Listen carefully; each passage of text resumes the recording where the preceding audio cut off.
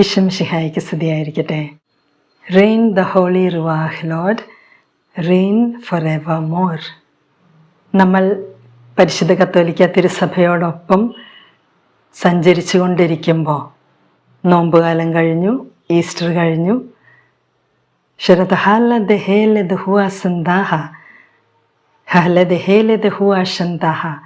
ഈസ്റ്ററിൻ്റെ ആനന്ദവും സമാധാനവും സ്നേഹവും നിങ്ങളുടെ ഹൃദയങ്ങളിൽ നിറഞ്ഞു നിൽക്കുന്നെന്ന് കരുതട്ടെ.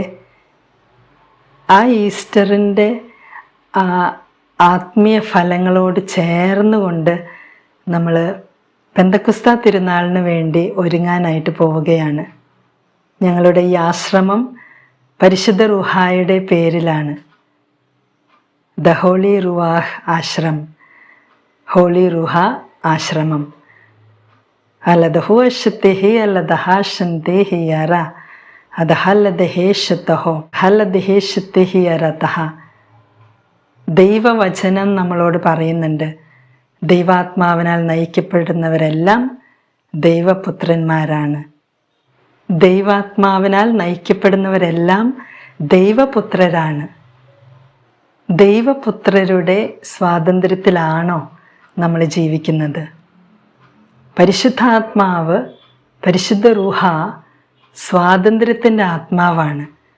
നമുക്ക് ഇന്നർ ഫ്രീഡം, ആന്തരികമായിട്ടുള്ള സ്വാതന്ത്ര്യം തരുന്നു.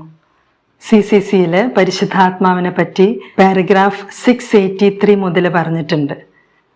683 മുതൽ 683 വായിക്കുകയാണെങ്കിൽ അതിൻ്റെ ഹെഡിങ് പരിശുദ്ധാത്മാവിൽ ഞാൻ വിശ്വസിക്കുന്നു എന്നുള്ളതാണ്. വിശ്വാസ പ്രമാണത്തിൽ നമ്മൾ ഏറ്റുപറയുന്ന ഒരു സത്യമാണ്, നമ്മുടെ വിശ്വാസമാണ്, പരിശുദ്ധാത്മാവിൽ ഞാൻ വിശ്വസിക്കുന്നു. പരമപരിശുദ്ധ ത്രിത്വേക ദൈവത്തിലെ മൂന്നാമത്തെ ദൈവിക വ്യക്തിയായ പരിശുദ്ധാത്മാവിൽ, പരിശുദ്ധ റൂഹായിൽ ഞാൻ വിശ്വസിക്കുന്നു. 683 യേശു കർത്താവാണ് എന്ന് പറയാൻ പരിശുദ്ധാത്മാവ് മുഖേനയല്ലാതെ ആർക്കും സാധിക്കുകയില്ല. അപ്പം യേശു കർത്താവാണ് എന്ന് പറയാൻ പറ്റണമെങ്കിൽ പരിശുദ്ധാത്മാവ് മുഖേന മാത്രമേ പറ്റൂ. യേശു കർത്താവാണെന്ന് പറയുമ്പം നമ്മൾ അംഗീകരിക്കുകയാണ്, എൻ്റെ ജീവിതത്തിലെ എല്ലാ ക്രിയകളും ചെയ്യുന്ന കർത്താവ്, എൻ്റെ ജീവിതത്തിൻ്റെ ആ ലോർഡ് യേശു ക്രിസ്തുവാണ് എന്ന് ഹൃദയത്തിൽ വിശ്വസിച്ച് അധരം കൊണ്ട് ഏറ്റു പറയണമെങ്കിൽ അത് പരിശുദ്ധാത്മാവ് മുഖേന മാത്രമേ പറ്റൂ. പരിശുദ്ധാത്മാവുമായിട്ട് നമുക്ക് ഒരടുപ്പം വേണം. ആത്മീയമായിട്ടുള്ള ആ ഒരു അടുപ്പം, closeness to the holy spirit, closeness to the holy ruach lord. ദൈവത്തിൻ്റെ ശ്വാസമാണ് പരിശുദ്ധാത്മാവ്. ദൈവത്തിൻ്റെ റുഹ നമ്മുടെ ഉള്ളിൽ എപ്പോഴും വീശിക്കൊണ്ടിരിക്കണം. റുഹ എന്ന വാക്കിന് അർത്ഥങ്ങളുണ്ട്: ശ്വാസം, കാറ്റ്, വായു. അപ്പോൾ ദൈവിക വ്യക്തിയായ ദ റുവാഹ്, പരിശുദ്ധ റുഹ,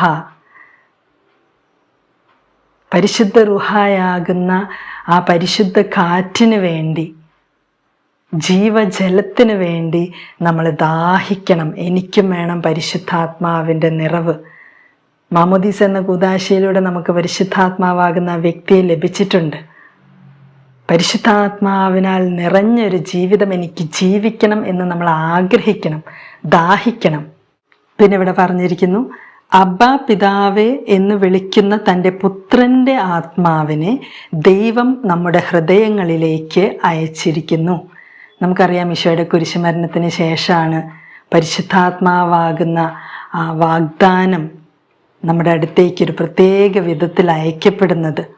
ഈശോയുടെ മനുഷ്യാവതാരം, ജീവിതം, പീഡാനുഭവം, കുരിശുമരണം, ഈശോ സംസ്കരിക്കപ്പെടുന്നത്, ഉത്ഥാനം ചെയ്യുന്നത്, രക്ഷ ഒരുക്കി വയ്ക്കുന്നത്, ഇതൊക്കെ നമുക്ക് പരിശുദ്ധാത്മാവിനെ തരാനാണ്. ഈശോ പറഞ്ഞു, മറ്റൊരു സഹായകനെ നിങ്ങൾക്ക് നൽകപ്പെടും. പിന്നെ ഈശോ പറയുന്നുണ്ട്, ഞാൻ പോയില്ലെങ്കിൽ പരിശുദ്ധാത്മാവ് വരില്ല കേട്ടോ. ശിഷ്യന്മാരോട് പറയുന്നുണ്ട്. വളരെ സൗഹാർദ്ദപരമായിട്ട്, സൗഹൃദത്തോടുകൂടി ഈശോ പറയുന്നുണ്ട്. ഈശോ ഇങ്ങനെ പീഡ സഹിക്കും, മരിക്കും, ഇങ്ങനെ പോവാണ്, പിതാവിൻ്റെ അടുത്തേക്ക് പോവാണെന്നൊക്കെ പറയുമ്പോൾ ശിഷ്യന്മാർക്ക് കുറേശ്ശെ വിഷമമുണ്ടായിരുന്നു. അപ്പോൾ ഈശോ പറഞ്ഞു, ഞാൻ പോയില്ലെങ്കിൽ പരിശുദ്ധ റൂഹ വരില്ല കേട്ടോ, അപ്പം ഞാൻ പോകണം, ഞാൻ മരിക്കണം, ഞാൻ മരിച്ചു കഴിഞ്ഞിട്ട് പരിശുദ്ധാത്മാവിൻ്റെ ആ വലിയ നിറവ് നിങ്ങൾക്ക് ലഭിക്കും എന്ന് പറയുന്നുണ്ട്. ഉത്തിതനായ ഈശോ അവരോട് പറയുന്നുണ്ട്, ഉന്നതത്തിൽ നിന്ന് ശക്തി ധരിക്കുന്നത് വരെ നഗരത്തിൽ തന്നെ വസിക്കുവിൻ. പരിശുദ്ധാത്മാവിൻ്റെ ആ വലിയ ശക്തി പെന്തക്കോസ്താ ദിനത്തിൽ അത് അവർക്ക് നൽകപ്പെട്ടു. അപ്പം നമ്മളും പെന്തക്കോസ്താ തിരുനാളിന് വേണ്ടി ഒരുങ്ങിക്കൊണ്ടിരിക്കുകയാണ്. പരിശുദ്ധാത്മാവിൻ്റെ കൂടുതൽ നിറവിനായിട്ട് നമുക്ക് ആഗ്രഹിച്ചുകൊണ്ടിരിക്കാം, ദാഹിച്ചുകൊണ്ടിരിക്കാം. പിന്നെ 683 പറയുന്നതാണ്, ക്രിസ്തുവിനോട് ബന്ധപ്പെടാൻ നാം ആദ്യമായി പരിശുദ്ധാത്മാവിനാൽ സ്പർശിക്കപ്പെട്ടിട്ടുണ്ടായിരിക്കണം. അപ്പോൾ യേശു ക്രിസ്തുവിനോട് നമുക്ക് ബന്ധപ്പെടണമെങ്കിൽ, അങ്ങനെ ബന്ധപ്പെടാനായിട്ട് ആദ്യമായിട്ട് നമ്മൾ പരിശുദ്ധാത്മാവിനാൽ സ്പർശിക്കപ്പെട്ടിട്ടുണ്ടായിരിക്കണം. അപ്പോൾ പരിശുദ്ധാത്മാവിൻ്റെ ആ സ്പർശനത്തിനായിട്ട് നമുക്ക് ആഗ്രഹിക്കാം. പരിശുദ്ധാത്മാവിൻ്റെ ആ സ്പർശനം ഉണ്ടായാലേ ഈശോയുമായിട്ട് ബന്ധപ്പെടാൻ സാധിക്കുകയുള്ളൂ. ഈശോയാണ് പിതാവിലേക്കുള്ള വഴി. അപ്പോൾ ഈശോയിലൂടെയാണ് പിതാവായ ദൈവത്തിലേക്ക് നമ്മൾ എത്തുന്നത്. സ്വർഗസ്ഥനായ പിതാവേ എന്നിപ്പം നമ്മൾ പ്രാർത്ഥിക്കുന്നു. ആ പിതാവിൻ്റെ അടുത്തേക്ക് എത്താൻ, ആ പിതാവിൽ ഒന്ന് ചേരാൻ ഒക്കെ നമ്മൾ ആഗ്രഹിക്കണം. ഇങ്ങനത്തെ സത്യമായിട്ടുള്ള ആത്മീയ അഭിലാഷങ്ങൾ നമുക്കുണ്ടാവണം. റോമ 8 അധ്യായത്തിൽ പറയുന്നുണ്ട്, ആത്മീയ മനുഷ്യൻ ആത്മീയ കാര്യങ്ങളിൽ മനസ്സ് വയ്ക്കുന്നു, ജഡിക മനുഷ്യൻ ജഡിക കാര്യങ്ങളിൽ മനസ്സ് വയ്ക്കുന്നു. അപ്പോൾ നമ്മൾ നമ്മുടെ മനസ്സ്, നമ്മുടെ മൈൻഡ് എവിടെയാണ് വയ്ക്കുന്നത്?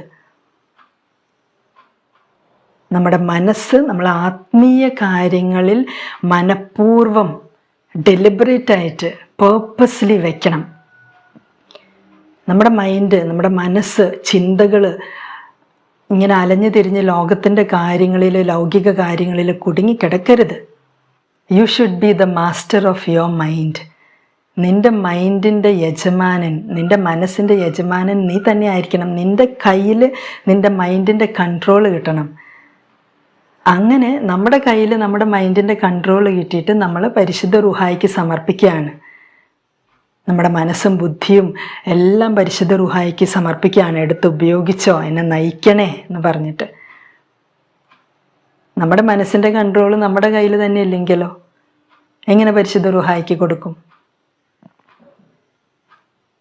നമ്മുടെ ബോധ മനസ്സ്, ഉപബോധ മനസ്സ്, അബോധ മനസ്സ്, conscious mind, sub conscious mind, unconscious mind, ഇതൊക്കെ നമ്മൾ പ്രാർത്ഥിക്കുമ്പോൾ പറയണം, കർത്താവേ എൻ്റെ മൈൻഡിൻ്റെ കൺട്രോൾ എനിക്ക് കിട്ടാൻ എന്നെ സഹായിക്കണേ, എൻ്റെ കാവൽമാലാഖ എന്നെ സഹായിക്കണേ, എൻ്റെ പേരിൻ്റെ വിശുദ്ധ എന്നെ സഹായിക്കണേ.